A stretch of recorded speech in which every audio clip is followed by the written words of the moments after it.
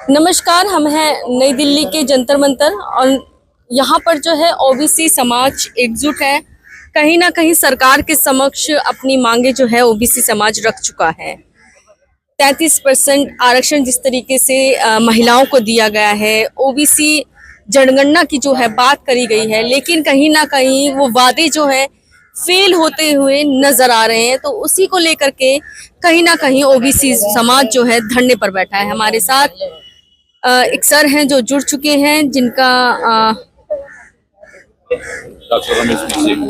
Doctor Ramesh PC जी हैं, advocate doctor Ramesh PC जी, जो कि राष्ट्रीय अध्यक्ष हैं कौन सा समाज है, राष्ट्रीय तेली समाज महासंघ के। सर, आज आप लोग तमाम ओबीसी समाज यहाँ पर एकजुट है, क्या कुछ डिमांड्स है और क्यों आप लोग धरने पर बैठे हैं? देखिए, मैं संक्षिप्त में पहला अपना परिचय दे दूं। मैं प्राध्यापक एडवोकेट डॉक्टर रमेश पीसे, राष्ट्रीय तेली समाज महासंघ का अध्यक्ष हूं और राष्ट्रीय संयुक्त मोर्चा का राष्ट्रीय महासचिव हूं।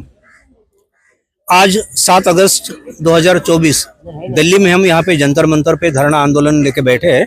ये हमारा सांकेतिक धरना आंदोलन है और हमारी मांग है कि ओबीसी समेत सभी प्रवर्ग की जात न्याय जनगणना होनी चाहिए और हर तबके को उनके संख्या के अनुपात में रिजर्वेशन या जिसको हम प्रतिनिधित्व कहते हैं वो मिलना चाहिए।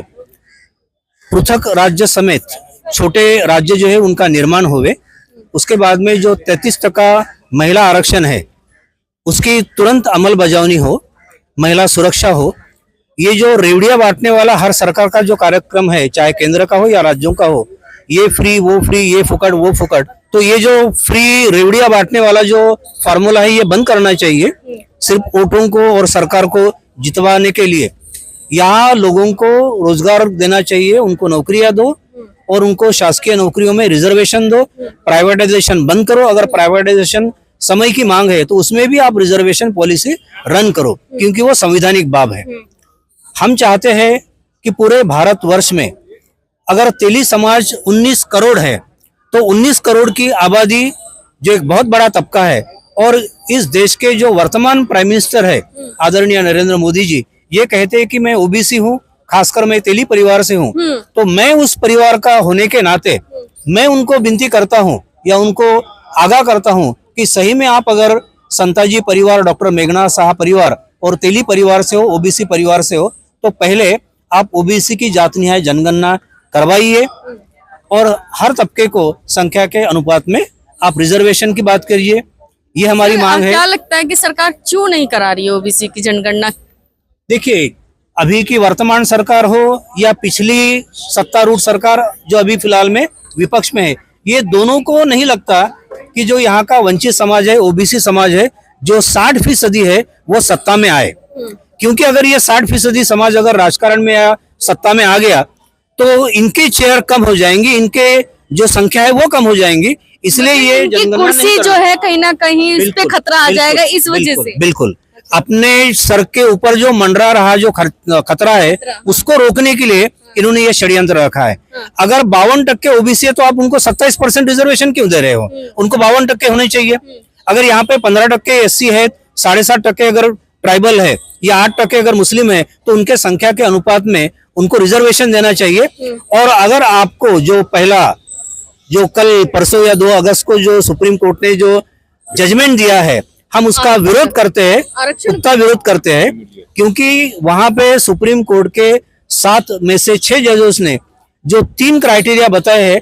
पहला है कि भाई अभी एससी एसटी को क्रिमिलियर ओबीसी जैसा लागू किया जाए, इसका हम विरोध करते हैं।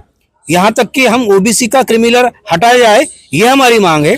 दूसरी मांग हमारी ये है कि सिर्फ पहले जनरेशन को आरक्षण का लाभ अगर मिले, ये अगर जजेस का कहना है, तो आपके चंद्रचूड़ जी, आप भी जस्टिस हो, आपके पिताजी भी थे और आपके दादा भी थे, तो आपके वहां पे जनरेशन दर जनरेशन अगर ये प्रिविलेजेस आप लेते हो तो आप हमको रोकने वाले कौन?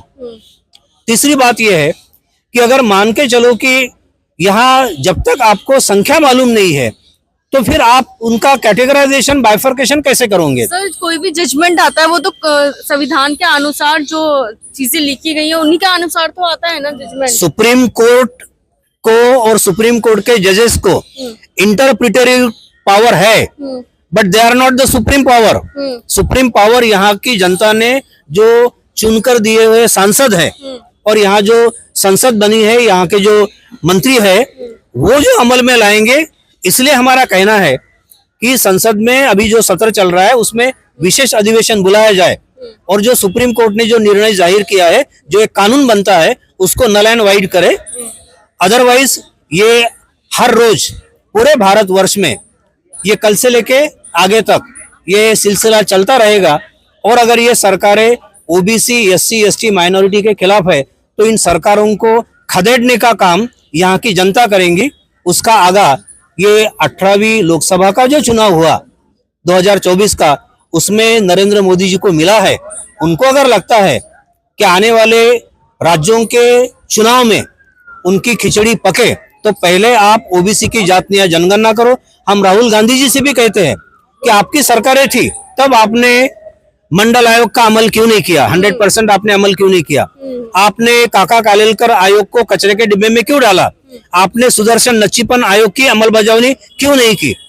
अगर आपस की इनमें जो जिस तरीके से सरकार का आपस में रहता है वो उसके कमियां निकालता है, वो उसकी कमियां निकालता है, लेकिन इसमें जो पिसता है तो वो पिसती है जनता। देखिए ये मौसरे भाई है और ये मिल बांट के खाते हैं। पहले 15 साल हमने राज किया, अभी 15 साल मोदी जी आप राज करो, हम विपक्ष में रहेंगे। लेकिन थर्ड फ्रंट और जो फुले शाहू आंबेडकर और सही संविधानवादी और मान्यवर कांशीराम साहब के विचारों पे, महात्मा फुले जी के विचारों को मानने वाले जिसकी जितनी संख्या भारी उसकी उतनी भागीदारी, ये जो संविधान का मूल तत्व है उसके ऊपर काम करने के लिए ना कांग्रेस की नीति है ना बीजेपी की नीति है। इसलिए हम चाहते हैं कि हमारा थर्ड फ्रंट ये आने वाले दिनों में हमारी ये जो 20 मांगे हैं इनका मैं पर्चा आपको देता हूँ। कल हमारा मुख्य मांग ये जनगणना की है, जनगणना की मांग है, पृथक विदर्भ समेत छोटे राज्यों की निर्मित है, सभी बेरोजगारों को सरकारी रोजगार की गारंटी मिले, निजीकरण के हम खिलाफ है, निजीकरण में भी आरक्षण लागू करें, आप लोगों की हिस्सेदारी बिल्कुल, और हर तबके में, चाहे फिर वो जुडिशियरी हो। हम चाहते हैं कि भी जुडिशियरी में जो अभी कॉलेजियम सिस्टम है वो रद्द करे और वो यूपीएससी के आधार पे आप वहां पे एग्जाम लेके वहां पे लोगों को चुन कर लाए। ये भी हमारी मांग है। अगर आप लोगों को नौकरी नहीं दे सकते तो कम से कम उस बेरोजगार पढ़े लिखे को 30,000 रुपए आपको उसको मानधन पेंशन देना पड़ेगा या बेरोजगारी भत्ता देना पड़ेगा। ये महिला सुरक्षा और महिला रिजर्वेशन ये तुरंत लागू किया जाए। ये प्रमुख मांगे हैं। हम चाहते हैं कि भी कल जो हमारा डॉक्टर बाबा साहब आम्बेडकर भवन में जो 2 हमारे अधिवेशन है राष्ट्रीय तेली समाज महासंघ का 10 से 1 बजे तक और 2 से 6 बजे तक राष्ट्रीय संयुक्त मोर्चा का, ये सभी मांगों पे चर्चा है। कुछ ठराव हम पारित करेंगे और महामहिम राष्ट्रपति, उसके बाद में हमारे पंतप्रधान जी और विपक्ष के नेता राहुल गांधी जी, खड़गे साहब और जो भी हमारे चुन के आए हुए नवनिर्वाचित सांसद है, इनको भी हम ये विज्ञापन देंगे और हमारी मांगे हम मना के रहेंगे। और जो हमारा थर्ड फ्रंट अगर आपकी मांग पूरी नहीं करते हैं तो आप लोग क्या करोगे आगे? देखिए हम चाहते हैं कि भी ये दोनों भी सरकारें हैं, चाहे एनडीए हो या इंडिया हो, ये दगाबाज है। संविधान को इनसे कोई अपेक्षा नहीं है, संविधान ये अमल में लाने के लिए बिल्कुल राजी नहीं है। इसलिए हमने थर्ड फ्रंट के माध्यम से अभी एक नया आगाज किया है कि जो संविधान प्रेमी है, जो फुले शाहू आम्बेडकर और समानतावादी है और जो आरक्षणवादी है, इन सबको मिला के एक थर्ड फ्रंट के माध्यम से जो जनता की सरकार है वो हम निर्माण करें और अपने हक जो संसद में या विधान भवन में रखने वाले लोग हैं उनको चुन के लाने के लिए हमारा ये फ्रंट अभी आगे काम करेगा। धन्यवाद।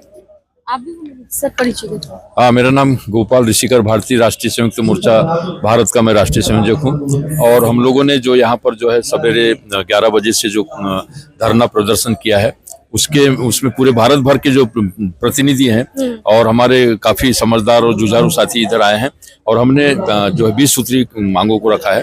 प्लस हमारे साथ राष्ट्रीय तेली महासंघ और रिपब्लिकन पार्टी बहुजन की कई गुट आए हैं।